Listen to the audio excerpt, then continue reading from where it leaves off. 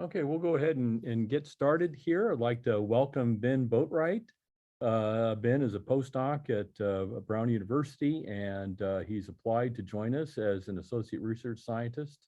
And so I will turn it over to Ben to tell us about his past and do his presentation. All right, thank you very much, Mark. And I'm really excited to be here. This is actually one of the few kind of long format seminars that I've ever given outside of Brown. So this is quite exciting for me. So just to start, well, let me see if my slides will advance first of all. Oops. Oh, there you go. All right. So a little bit about me. I got my bachelor's in geology at Amherst College way back in 2014. Feels like a long time ago now. I then went on to Harvard in Earth and Planetary Sciences and got my MA there. And then I sort of reinvented myself a little bit and started a new PhD program at Brown that same year, 2017. And then I went on to get both an MS and a PhD in Earth, Environmental, and Planetary Sciences in 2019 and 2022, respectively. So currently I am a postdoctoral research associate in that same department of Earth, Environmental, and Planetary Sciences at Brown, working with Jim Head, who is also my PhD advisor. So some more personal information. We've got a photo here. This is me with my wife, Brianne, on a trip that we took back in March with my dad and grandparents to some different spots out in Utah. This was taken at Arches in front of the fiery furnace. And then we live at home with our 3 black cats, who are obviously only good luck, Luna, Stella, and Nova, respectively. And I grew up in Texas, in Mesquite, which is outside of Dallas. But right now, I live in Dartmouth, Massachusetts. Here is a little map to show you. This is kind of the armpit of Massachusetts that everybody forgets even exists. Kind of tucked in here between Cape Cod and Rhode Island. So an easy commute to Providence, where Brown is located. So some of my hobbies other than science, I have played the violin since I was 6 years old, so you can do the math there, I guess, in 25 years.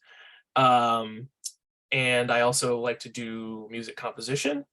I'm really into aeronautics, rocketry, anything to do with human spaceflight. Big fan of SpaceX. I really love to build Lego models. That's been a lifelong passion. And recently I found a really nice whole bean Swiss processed decaf coffee that actually tastes really good because, of course, my old decrepit body can't handle full calf coffee anymore. So that's a little bit about me. And now let's get into the meat of the talk here. So just a brief outline of what I'm going to be talking about. The first part, which is probably most of the talk today, talking about my work on glaciation on early Mars, which is what my dissertation was about. And so that's been the bulk of what I've done thus far in my fledgling career. And then I'll talk a little bit about some work I've done on impact-induced topographic diffusion, some more numerical modeling things, and then finally some applications to 3D visualization, which have been some fun pet projects that I've had that I think could have some really, really interesting applications for a variety of things, including virtual reality, field geology experiences, astronaut training, that kind of thing. So to start with glaciation on early Mars, as I said, this made up the bulk of my dissertation, and so I have actually published quite a few things on this over the years. Here is a list of essentially the titles of my thesis chapters, if you're interested. But mostly what I'll be talking about today comes from the first and the last of these publications, which I've outlined in red. So a little bit of background on this, for those of you who may not be super familiar with early Mars geology and climate. So this is a figure showing the Mars geologic timescale.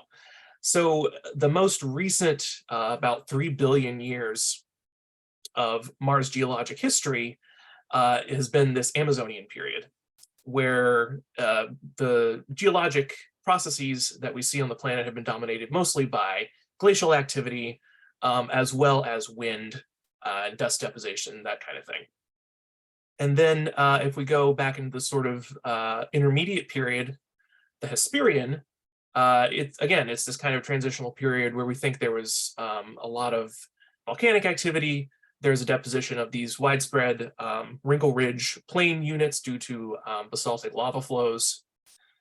And we also think that during this period, some of the large outflow channels formed due to the overpressurization of groundwater reserves trapped under a global cryosphere.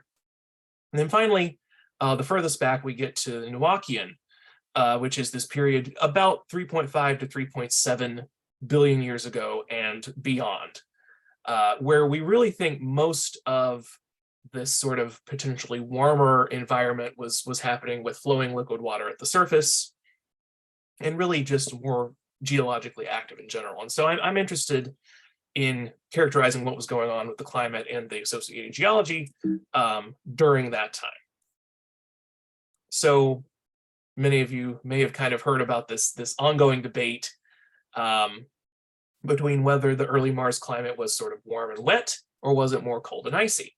And these figures showed two kind of drastically different ideas of what early Mars might have looked like, where on the left, it could have been covered by this vast northern hemisphere ocean, whereas on the right, for the cold and icy climate, maybe Mars was actually covered mostly in ice. So where do we kind of get these two competing hypotheses? So much of evidence for the warm and wet early Mars climate has come from geologic observations. So particularly we see areas of the ancient highlands of Mars, which are this Noachian aged material. We see that it looks to be fluvially dissected. So there are these dendritic branching valleys and canyons that are reminiscent of ones on Earth that would have been carved by flowing liquid water.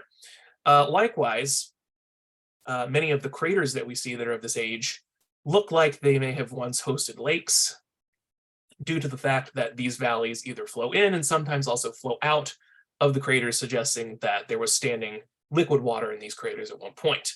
Of particular interest recently have been Gale Crater and Jezero, where the two most recent Mars rovers are still currently exploring. And there's also potential astrobiological significance, particularly in these kind of nearshore, like deltaic depositional environments where life may once have existed.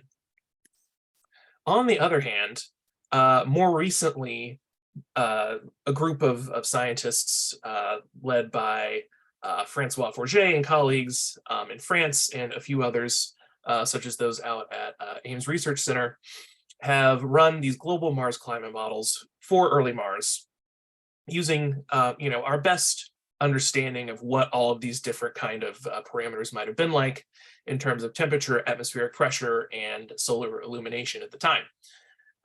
And what they find is really quite a different story. So due primarily to the fact that early on in the solar system, the sun was actually only about 70% as luminous as it is today, Mars just wouldn't have gotten warm enough to support widespread liquid water at the surface. And so what we end up seeing here on this left-hand figure here, we get the mean annual temperatures for the planet up top here, which are well below 270 K or 273, which is the freezing point of water, which would be in this kind of orange color. But what we see here in terms of, this is a proxy for ice thickness. So instead of liquid water, we get solid water in the form of ice and glaciers. And what happens due to this kind of adiabatic cooling effect, where due to a thicker atmosphere, the temperature profiles will actually be mostly controlled by altitude as opposed to latitude. What we see is that we get a lot of these low latitude, high altitude glacial masses that are really quite large, that are occupying a large part of the highlands. And we think that in order to explain the fluvial features that we do see, those valley networks and paleolake basins, we have to invoke some kind of warming mechanism so that then we can melt that ice and get it to flow as liquid water as we observe. So that's kind of the setup for where my dissertation work has come in. And really the big conundrum with trying to identify evidence for glaciation on Mars to kind of connect it to that evidence we already see for the other liquid water features is the fact that we think glaciation on Mars would have been cold-based. And what we mean by that is, unlike in most places on Earth, take for example New England, which would have been wet-based, cold-based glaciation really doesn't leave behind a lot of these kind of recessional morphologies. And that's just because the glacier itself is sort of welded, frozen to the bed in the case of a cold-based glacier, as opposed to a wet-based one where water can kind of flow around and redistribute sediment underneath. So this has kind of been our problem, is that evidence of the type of glaciation that we expect on early Mars is inherently difficult to identify.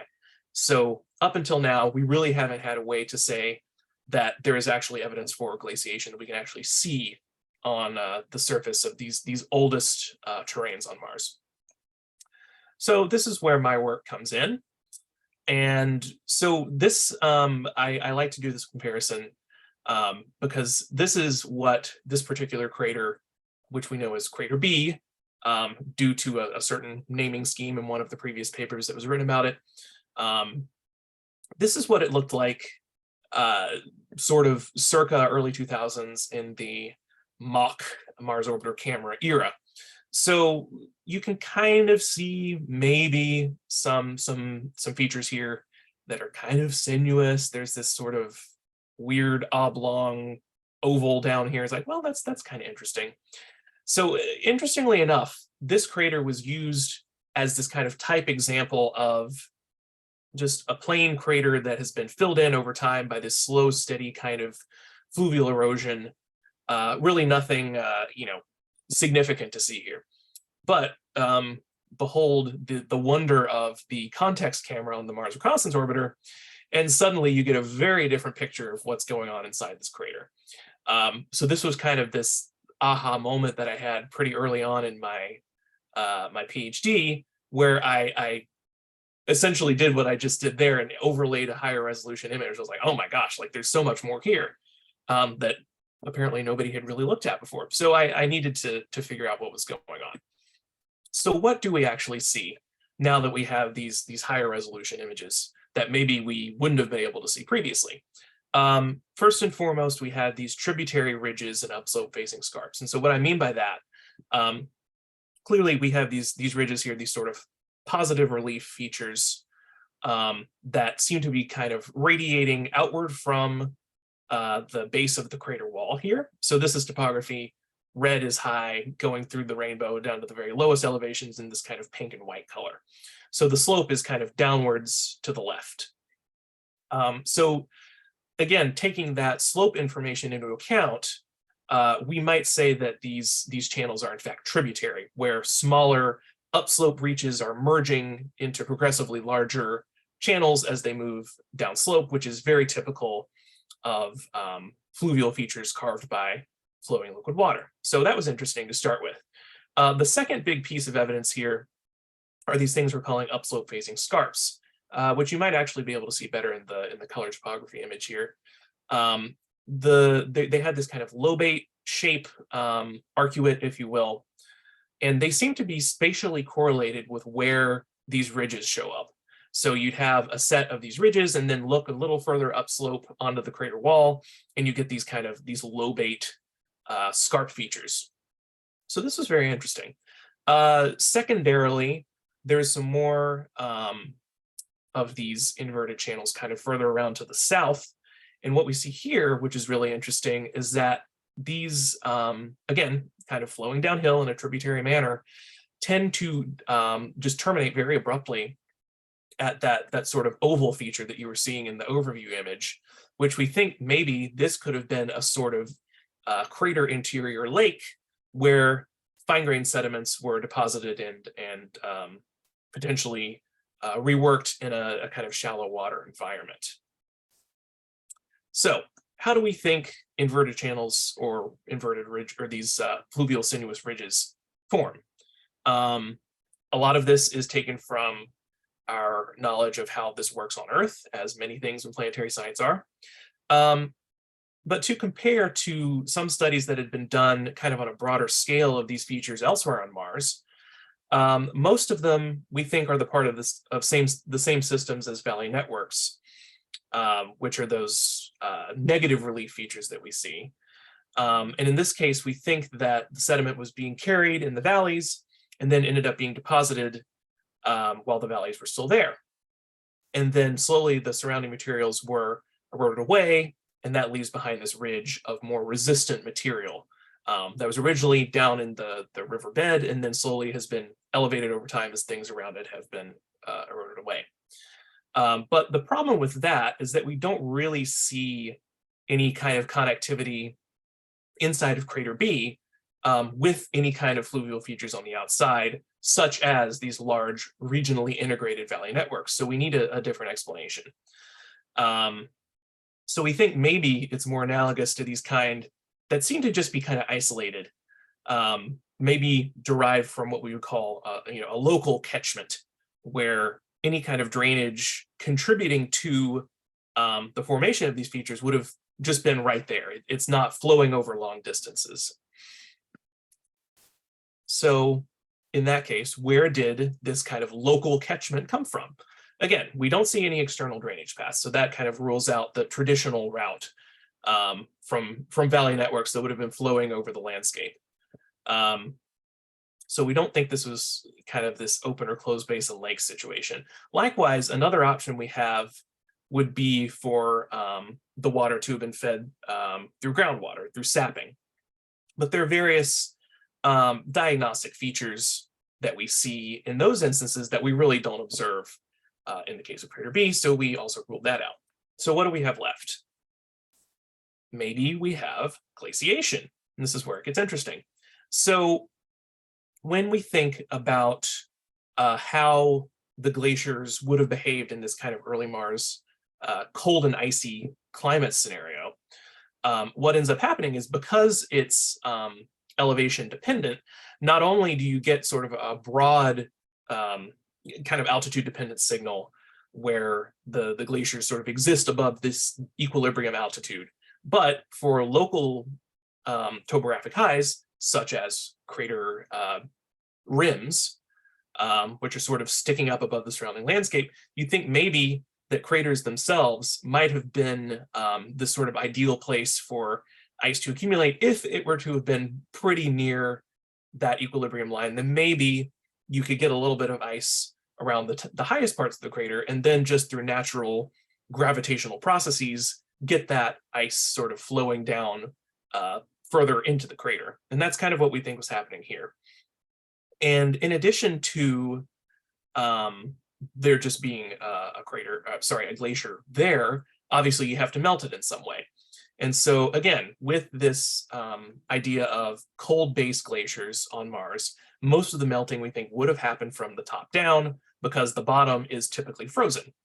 So we have this general idea of glaciers that might have melted in some way to form these fluvial features that we see inside the crater. So how do we kind of map that onto the specific features that we see? So to answer this question that was posed a few slides ago, yes, this does appear to be a new type of paleolake, which we have dubbed a closed source drainage basin, or CSDB, which has no external drainage to or from another basin, which i.e. inlet or outlet channels. Everything, all of the drainage that we see is completely self-contained, which is something that really hasn't been described before on Mars. And we think that the explanation for that type of system is, in fact, the local melting of a glacier that was already present inside the crater itself. So the upslope facing scarps, we think, are sort of the moraine-like features where a receding glacial lobe might have deposited debris that it had entrained. The ridges, these inverted channels, we think are inverted fluvial channels that were fed by that top-down melting of the craters, or sorry, from the glaciers on the crater wall. And then this is that oval-shaped basin that we were talking about. We call it basin 2 because there's another basin here that's sort of just a topographic low where we think all of these channels sort of dumped into, debouched, if you will. So we think these low areas of the crater are these kind of sediment traps, these basins, where the sediment that was being transported by the fluvial channels then ended up being deposited. And of course, you have to wonder how the channels then became inverted. That is a separate sort of issue that we're still kind of trying to figure out. We think maybe the traditional way of doing it is just to erode away more erodible sediment. But another intriguing possibility is if this were kind of in a paraglacial environment, maybe there would have been some volatile rich materials in the surrounding areas that then could have simply either melted or sublimated away to leave behind the ridges. So we're still kind of toying with those ideas, but we don't have a conclusive theory about that yet. So that was just one crater. What happens then if we look sort of further outwards in a kind of regional view? Can we find other craters near the first one that have similar signatures of this kind of glacially fed paleolake environment? So just to orient you, this crater here, number 17, is crater B. So we're expanding quite a bit, and this is in the context of where this is on Mars. This is to the northwest of the Hellas impact basin. This is an area called Terra Sabea, which again is this very old, highly heavily cratered region where we think, based on the predictions of climate models, there could have been some glaciers hanging around at the time. So we did this regional survey to figure out what's out there. So again, this kind of the cross shape, I guess you could say, on this map is indicating other places where we found closed source drainage basins. And then what we found in addition to that, so we're calling the closed source drainage basins unbreached because there's no water flowing in from the outside.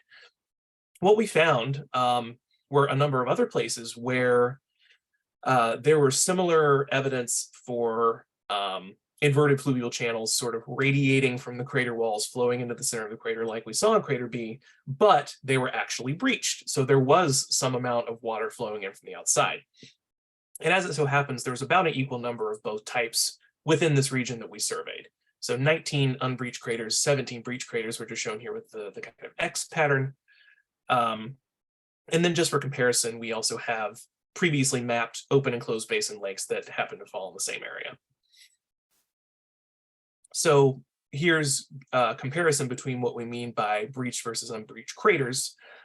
In both instances, our criteria for identifying these craters in the first place was the presence of these kind of radially symmetric inverted fluvial channels, which you can see in both panels. But the difference here is that this crater is breached from the outside, and you can actually see that a lot of this, the preserved inverted channels kind of seem to be concentrated around where this breach happened.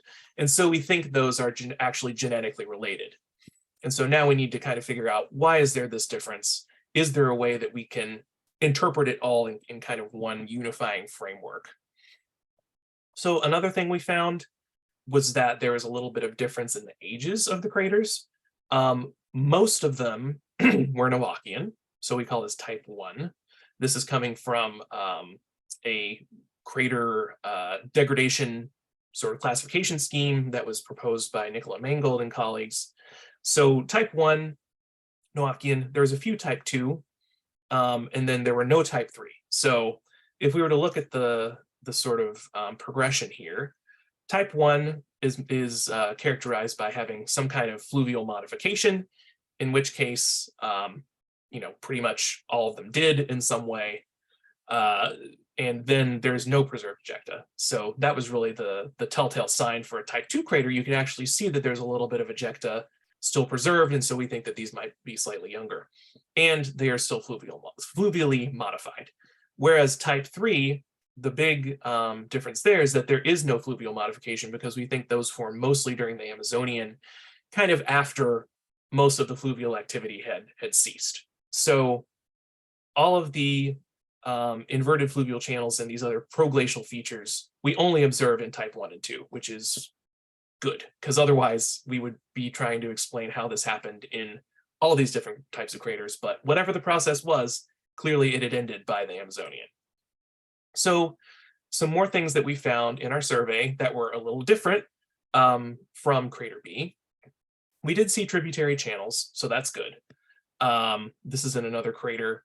You can see here very clearly these inverted channels kind of flowing down into the crater floor, merging into larger trunks. What we also saw, though, which was interesting, were stacked inverted channels where there was a clear stratigraphic relationship between an older set and a newer set, implying that there was more than one episode of fluvial activity happening in one place.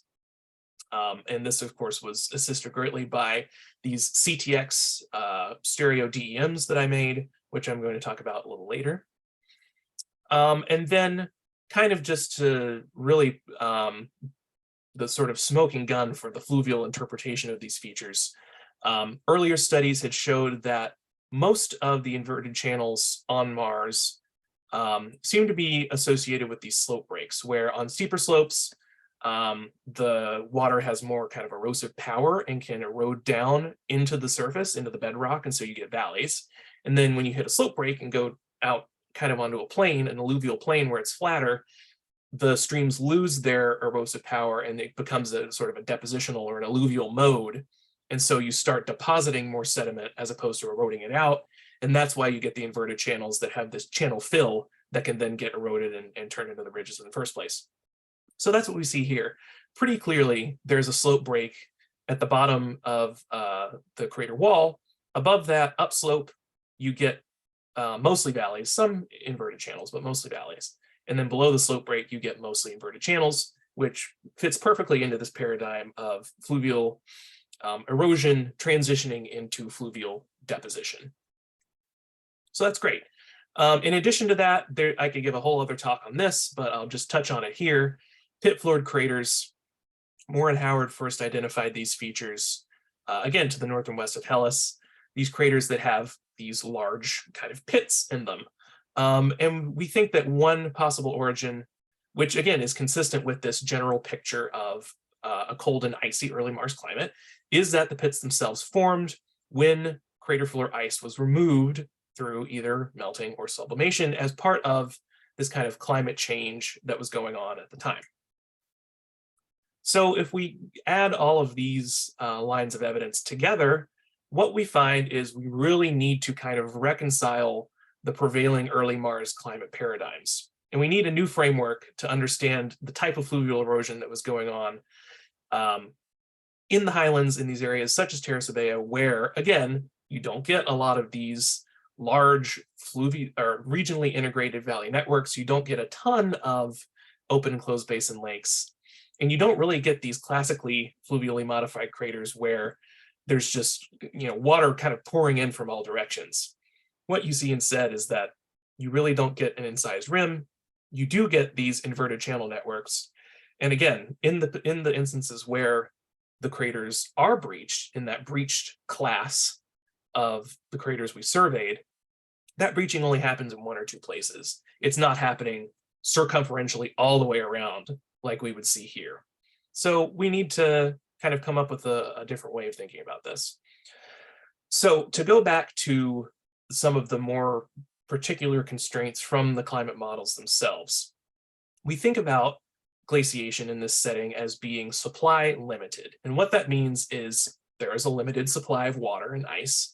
And so eventually the glaciers are going to assume this kind of equilibrium distribution because there is a finite amount of ice to go around. And so eventually the sources, which would probably either be the northern lowlands or the poles, would be depleted. And so you have a finite amount to work with, and it sort of assumes this equilibrium. So we call this equilibrium line altitude, the point where the mass balance equals 0. So below that, you get more ablation than accumulation. And above that, you get more net accumulation than ablation. Even though the rates themselves, you could have just as much ablation, which is constant with altitude, but the fact is you're getting more accumulation at the higher altitude, and so that balances out to this equilibrium line where the mass balance between the two is 0. So that gives us an idea of the sort of altitude range that we might have expected glaciers to exist on early Mars. And so typically we think of that as this +1 kilometer ELA, equilibrium line altitude. And that's shown in this black contour here. And the study area where we looked was right above that. So again, completely plausible that there could have been glaciers here at the time. So if we kind of think about all of these different features, the breached craters, the unbreached craters, and maybe even the pit-floored craters, in the context of this kind of elevation-controlled glaciation, we can then put those two together and think about elevation-controlled drainage in, this is the LNIH, which means Late Noachian Icy Highlands. So this is just one example. We're taking an equilibrium line altitude of 2.2 kilometers. But to be clear, there could have been a wide range, depending on the particular obliquity, climate conditions, ambient temperatures, etc. So really, this is less dependent on an exact altitude and more dependent on the fact that for any given scenario, there would have been a single altitude where above that, glaciers would have been stable, below that, they would have been unstable. So this is just one example. So for our unbreached craters, we think that at the time that they formed, which again could have been over this range of time that's corresponding to a range of glacial ELA altitudes, we think that the unbreached craters would have had ice in their immediate vicinity, probably on the rims themselves so that it was flowing down into the craters, and then the melting can happen inside the crater and you don't have to get any kind of drainage from the outside. On the other hand, for the breached craters, where we do see some amount of water coming in, we can still use this same paradigm of glacial melting, but instead of the ice being right there at the crater rim, maybe it was a little further away. And so we can get this limited sort of overland integration of that meltwater from the glaciers that then would have had to breach the crater rims in order to form those features on the inside. And again, at any given time, this ELA could have been in a different place. And as we see here, the distribution of elevation, there is a bit of a spread. And in general, there is not a statistically significant difference between the distribution of altitudes for breached paleolakes versus those that are unbreached. And so we think, if we kind of synthesize all this, that over time, the supply limit would have decreased with these glaciers because ice was being redistributed back to the poles. And that's due both to atmospheric loss, where that adiabatic cooling effect would have started to break down and be less effective. And so the low latitudes would have actually started to warm, especially at high altitudes. And then just overall cooling, because you're going to have less water available at the surface over time. Again, because you're losing some of that to space, some of that's getting sequestered into a cryosphere. In general, the ice supply is going to decrease over time. We know that. So we can kind of ascribe this rough time dependence with that scales with the elevations of these features. And so that's why we have this histogram here showing that over time, that glacial equilibrium line altitude would have sort of retreated up to higher and higher altitudes as the ice supply decreased. And because of that, we can think about how, going left to right here on this figure, maybe we can start to see how some of these features might have formed sooner, others might have formed later, depending on when that glacial ELA and that melting was happening in the local vicinity of these features. So, glaciation on early Mars, key points from all of this. So closed source drainage basins, CSDBs, represent a new type of paleolake on Mars that is hydrologically isolated from its surroundings. And so that means it's not a closed basin lake, it's definitely not an open basin lake, it's something new. It's none of the above. So CSDBs and other basins that contain inverted fluvial channels, such as the breach basins, which technically would be closed basin lakes, just not of the type that we typically think about, They provide this observational evidence, the first observational evidence of elevation controlled drainage and proglacial paleolake formation that's been predicted by climate models, but we just haven't had the observational evidence to back it up until now. So highland regions with low drainage density, such as Terra Sabea, require a new framework for understanding how this top-down glacial melting may have influenced the formation of rivers and lakes that in the past have been just sort of ascribed more to a warm and wet early Mars climate. And the way we are starting to think about that is through what I just said, with this idea of glacial retreat over time, and then associated melting with that, leading to this kind of spread in the altitudes of the features that we see, all of which, though, would have been formed when the glaciers melted at different altitudes. So that's that. Now, for the second section, kind of shifting gears, impact-induced topographic diffusion. So I've been looking at it mostly on Mars, but I do want to say this is applicable broadly to the inner solar system. I am still working on trying to kind of apply this same model to the moon, Mercury, other kind of solid bodies, at least in the inner solar system. So here are a sampling of some abstracts that I've done on this over the past several years. Most of what I'm going to be talking about, though, is from that top one, which is the most recent one that I wrote that's kind of a synthesis of all the other work that I've done. So this is taking even a kind of broader look at how landform evolution works on Mars. So regardless of the particular type of process that we're thinking about, whether that's glacial, whether it's fluvial, or something else entirely, we can kind of group these into three broad categories. So first we have aggradation, otherwise known as infilling, airfall, mantling, and that just means the deposition of a uniform layer of sediment regardless of its origin. Then we get advection, advective transport, fluvial flow, bedrock/alluvial channel transport. All of these things just mean, usually are referring to sediment transport by flowing liquid water. Sometimes it could be like debris flows or things like that, or landslides. And that's regardless of whether it is inside a channel or it's just kind of flowing over the surface and not incising channels. Then finally, we get to diffusion, which is kind of this catch-all term for a lot of different things: mass wasting, mass movement, hill slope transport, creep, any process that's driven primarily by the downslope motion of particles due to gravity. And this is kind of, we would call this a black box, because we know it happens on Mars, but we don't really know how it happens. So looking at the morphometry of craters on Mars, most of them seem to have been affected by some combination of advection, which is that fluvial component, and diffusion, which is just this sort of other.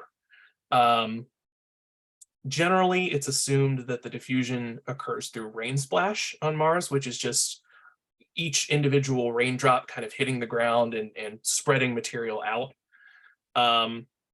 But then you have to imagine that there's also all sorts of impacts happening.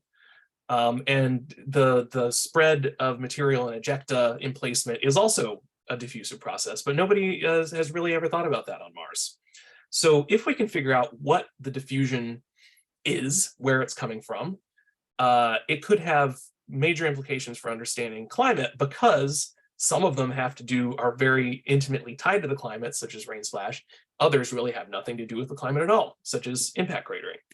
So to kind of pursue that latter idea, we know that impacts on the moon cause diffusive degradation. This is sort of our standard of understanding of how this process works. So we want to know, what, if any, role does diffusion from impacts play in crater degradation on Mars? And then we have to think, of course, the major difference between Mars and the moon is that Mars has an atmosphere. Especially during its early history, it may have had an atmosphere that was even as dense as Earth. So how does the filtering effect in a thicker atmosphere affect those predictions? So just very briefly to go over what topographic diffusion is. Diffusion in general is describing any kind of process where something moves from a region of higher concentration to lower concentration. That could be heat, that can be, I don't know, the heat equation is one that I always think of. So basically, you assume that the flux of the material, or the quantity that you're measuring, is linearly proportional to the gradient of that quantity. So the more it's changing over space, the quicker or the more flux you're going to have. And then you also assume that mass or volume, if you're assuming constant density, is conserved. And so when you combine those two expressions together, you get the definition of diffusion, which is that the quantity that you're wanting to define as a function of time, so that partial derivative, the rate of change, is equal to the divergence of the gradient, which is the Laplacian, multiplied by this scaling factor, which is known as the diffusivity. So when we map that onto topographic diffusion, you have to think about it a little differently. So here, gradient is just the topographic slope. It's the actual gradient of the topography. The flux is the gravitationally transported sediment or regolith. The Laplacian, this second spatial derivative, is the topographic curvature, which you can kind of think of as sharpness. So how quickly the slope is changing as a function of distance. So the one big caveat here is that topographic diffusion is generally not describing the random movement of individual sediment grains. That's not what we're talking about. We're talking about the diffusion of the landscape as a whole, where the quantity is really just the topography itself, the slope and the curvature. Of course, that has to do with the movement of sediment grains, but this particular treatment is talking about the topography as treated as a continuous function of a surface. So to throw a wrench into what is already admittedly a kind of complicated concept, lots of work has been done, particularly by Caleb Fassett and others, to show that diffusion doesn't quite follow the linear pattern that we would expect for classical diffusion. So if it is strictly classical linear diffusion, it is completely scale independent. What we find on the moon, though, is that as you get to bigger and bigger length scales, the diffusion rate, or that diffusivity, actually starts to increase. So what you can do is you can actually define a size-dependent diffusivity. In this case, it's easier to think about it as a time-integrated function, which is known as the degradation state, such that you can look at what the topography looks at in present day as a cumulative total of what's happened in the past, and then use that to characterize it, as opposed to needing to know the exact rate that things have been happening over time. You can just sum that all up into a time integrated function and do the same thing, essentially. So here is our degradation state. Like we said, it is proportional to, in this case, we're using crater diameter as a proxy for the length scale. So we think that or rather it's been observed empirically that the degradation state can be modeled as a power law of the length scale in question, in this case, the diameter of a crater that is itself being diffusively degraded by other smaller impacts. And so this exponent alpha can be broken down into a few components. So this psi plus 2 is what we call the degradation function. This is just talking about how degradation happens in a kind of volumetric way. So the minimum value for psi is 1, so that degradation function scales as d cubed, because it scales as the volume of the material that's ejected as a function of the size of the crater. What ends up happening, though, is you can actually get this kind of super volumetric relation where more degradation happens as a function of what you might expect from a strictly volumetric relationship. And what you find here is that psi equals 2 actually satisfies the geometric similarity constraint that you find in the size frequency distribution of small craters on the moon. So then we get this minus, sorry, that minus should be green, this minus eta term, and that's just the production function. It's the shape of the power law that defines the size frequency distribution of craters on the surface.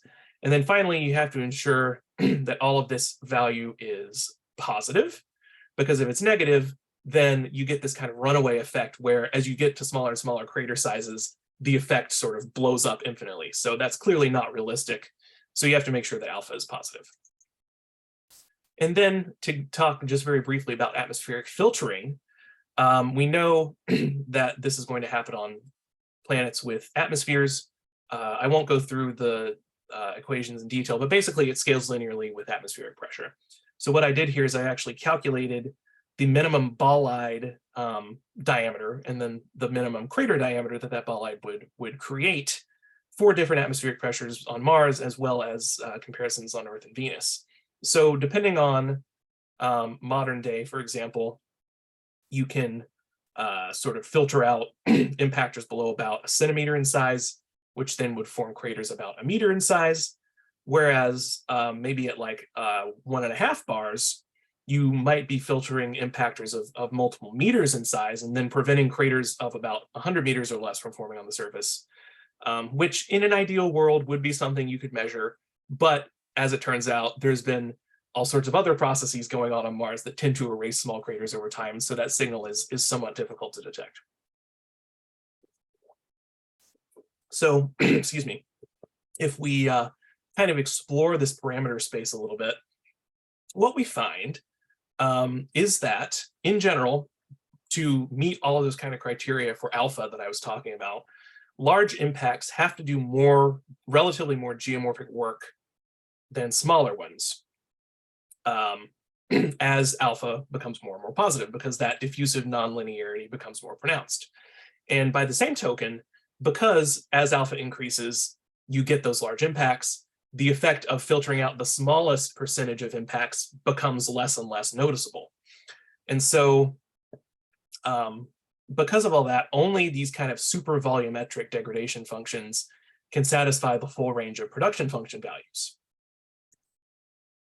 And then again, if we think about starting diameter for the crater that's being diffusively degraded, we can see here that for a crater on Mars that's 6 kilometers in diameter, the atmospheric filtering essentially does nothing, because the craters that are causing it to, or the other impacts that are causing it to degrade diffusively aren't affected by that. The bolides coming in that are doing the majority of the work are too big to be filtered. As you get to smaller and smaller crater sizes, though, that filtering effect becomes more obvious, because a larger percentage of the population of impactors that would be causing the diffusive degradation are getting filtered. And so that rate, the overall change in the degradation state as a function of the atmospheric pressure, actually becomes more pronounced. So just to summarize that, as far as is applicable for the entire inner solar system, we find that size-dependent or anomalous diffusion of craters favors geomorphic work by large, relatively infrequent impact events, as opposed to the more frequent small impact events. And because of that, smaller craters will have a larger proportion of their diffusive populations removed on bodies where there are atmospheres. So this really only applies to Earth, Venus, and Mars. It could potentially, the same effect qualitatively would happen in the outer solar system as well, but we don't think that the impact or impactor population is the same, so we can't necessarily map it one-to-one. Whereas large craters on bodies with atmosphere should have relatively little reduction in their degradation states, even in the presence of a significant atmosphere, because of that effect of just there being more impactors contributing to the diffusion that aren't filtered. So very briefly here, the last few minutes, I'll just go into a little bit of some of the more technical work that I've been doing with 3D visualization. If you happen to be online for the Planetary Data Workshop a few hours ago, I just gave a talk that I'm pretty much going to give again here, but just very briefly. So a lot of those topographic maps that you saw in the first section of the talk were ones that I generated using the AIM stereo pipeline. So this concept of stereogrammetry, using 2 overlapping images to kind of reconstruct 3-dimensional topography, I think of it kind of like a computerized view master. The reason we want this is because it achieves much higher horizontal resolution than a global or even regional topographic mosaic would do. And it allows the co-registration of topography to source images, so you can really get that one-to-one correlation of topography, knowing that that corresponds exactly to what you're seeing. And like I just said, it's how I was able to do my dissertation, so fairly important, at least for me. So what I've been doing is trying to automate this process as much as possible. This is building upon and is highly complementary to a lot of the work that's already been done by the AIM Stereo Pipeline team and their collaborators.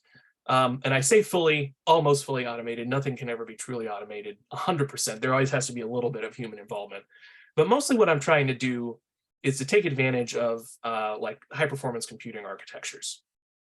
And I have written some scripts in documentation that you can find on GitHub or by scanning this QR code. And the full data sets themselves are hosted on the Harvard Dataverse. So these probably look familiar from the previous slides, but just to go over it again, I generated a whole data set of stereo DEMs of the proglacial paleolakes for my dissertation. That's described in this paper here from this year in Planetary and Space Science. And then I did the same thing for the pit floor craters in 2022 in PSS. Both of these data sets are all 20 meter per pixel stereo topography overlaid on 5 meter per pixel CTX images. So there's generally that rule of 4.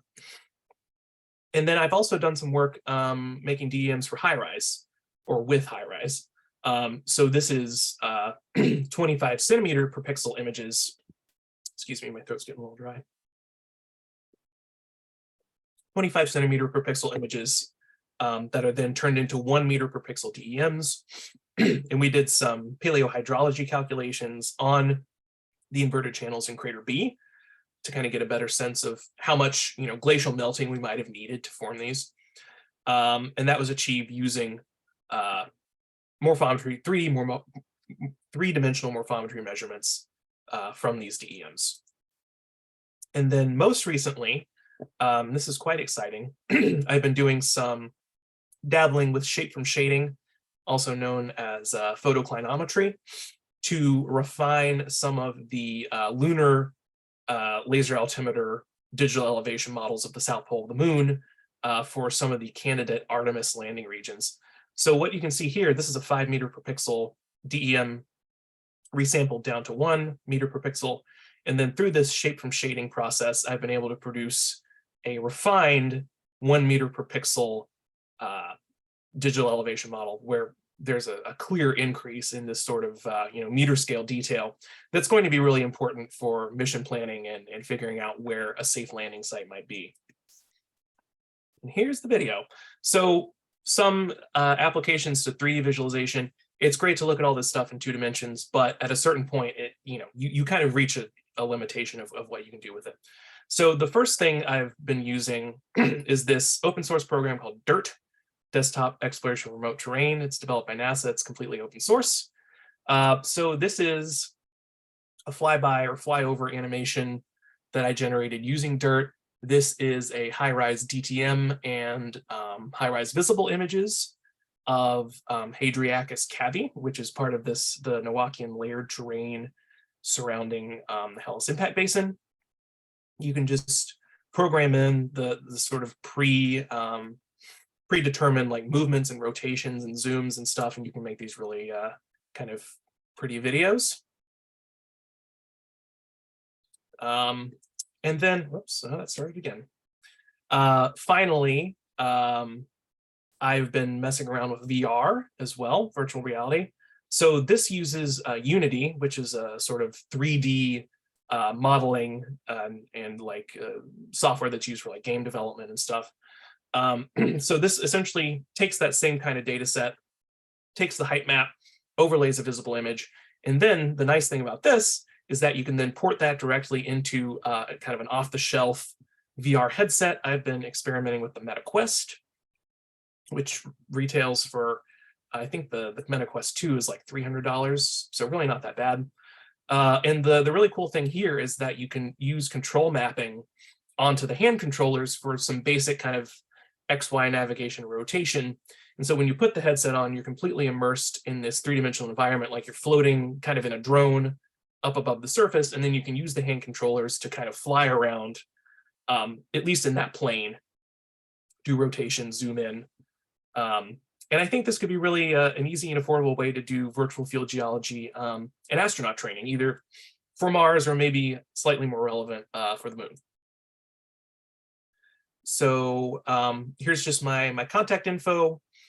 This picture here, I did a music video in 6th grade where we sang about the different Mars missions at the time.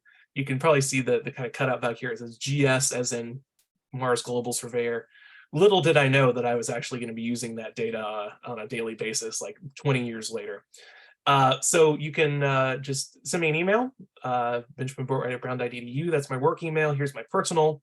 Also, you can check out my professional website that's got all of the links that you need, and you can follow me on Twitter as well. So I think I've got 3 minutes left, so I'd be happy to take any questions. Thanks very much, Ben. Anybody have questions for Ben? Either chime up, or I don't know if we can see hands or whatever, but unmute and talk.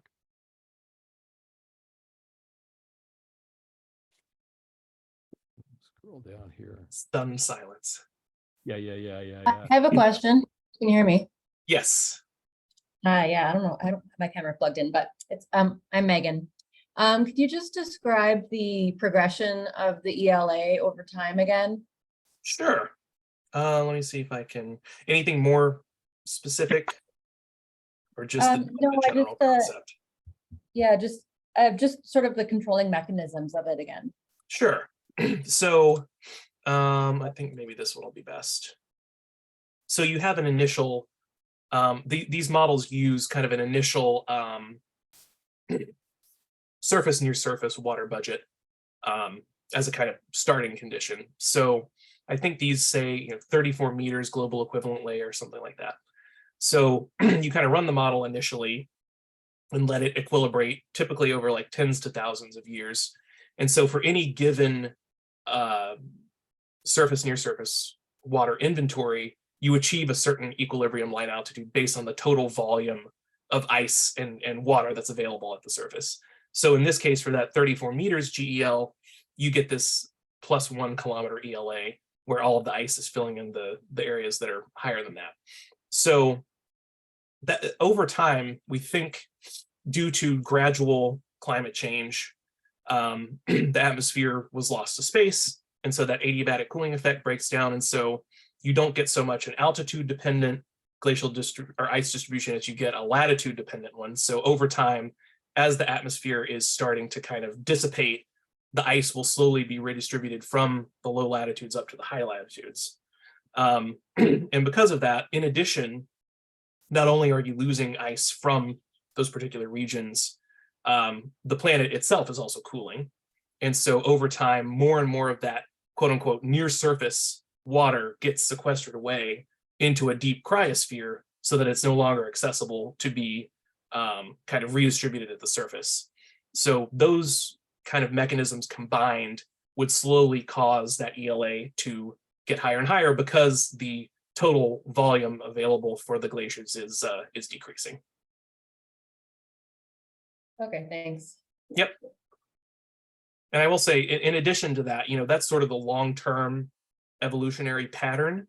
But really what we're still kind of what's an open question is what could there have been these kind of more punctuated events that would have warmed the system enough to kind of cause localized melting to form these features. That could have been done through volcanism, through impacts, those kind of more punctuated warming events that would have been kind of imprinted on top of this more, kind of long duration signal.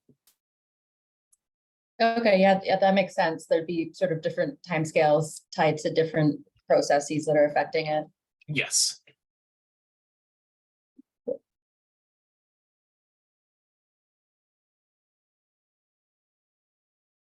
Any other questions for Ben? Oh, there's something in chat. Let's see here. They're just saying people are having to leave, and nice talk. Yeah, okay. So thank you. Okay. Hey, well, thank you very much, Ben.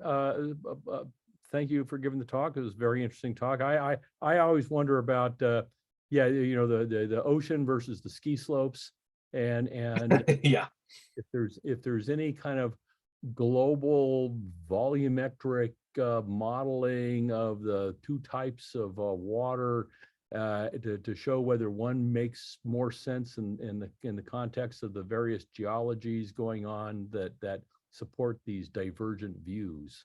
Yeah. We're trying to kind of, meet somewhere in the middle. Like maybe there could have been a little bit of both. Yeah.